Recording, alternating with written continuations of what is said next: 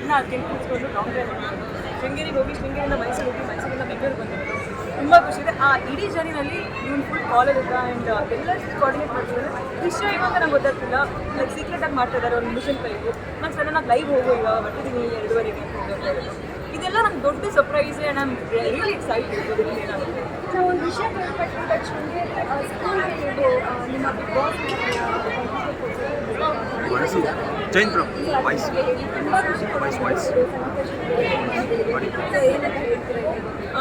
Actually ಮುಂಚೆನೇ ನಾನು ಮಾಡಬೇಕು ಅಂತ ಇತ್ತು, ಬಟ್ ಯಾವತ್ತೂ ಕೂಡ ಲೈಕ್ ವಿನ್ನಿಂಗ್ ಅಮೌಂಟ್ ರೀತಿ ಒಂದು ಯಾವುದೋ ಅಮೌಂಟ್ ಬಂದಿರಲಿಲ್ಲ. ನನಗೆ ಆಲ್ಮೋಸ್ಟ್ ಆಗ್ಬಿಡ್ತಿದ್ದೆ ನಾವು. ಸೊ ಇವಾಗ ಒಂದು ಅಮೌಂಟ್ ಬಂದಿದ್ದಕ್ಕೆ ನನ್ನ first dedication towards government school. Because ಆದಷ್ಟು ಗೌರ್ಮೆಂಟ್ ಸ್ಕೂಲು ಕ್ಲೋಸ್ ಆಗ್ತಾ ಇದ್ದಾವೆ, ಜಾಸ್ತಿ ಜನ ಸೇರ್ಕೊಡ್ತಾ ಇಲ್ಲ. ಆ್ಯಂಡ್ ವಿದ್ಯೆ ಚೆನ್ನಾಗಿದೆ ಆಲ್ಮೋಸ್ಟ್. ಬಟ್ ಕೆಲವು ಸಲ ಏನಾದರೂ ಒಂದು ಆಗಿದ್ದಾಗ ನಾವು ನಮ್ಮ ಕಡೆಯಿಂದ ಒಂದು ಅಲ್ಲಿ ಫೆಸಿಲಿಟೀಸ್ ಅದರಲ್ಲೂ ಇದು ಬಾಲಕಿಯರ ಸ್ಕೂಲ್, ಗರ್ಲ್ಸ್ ಸ್ಕೂಲ್ ಇದು.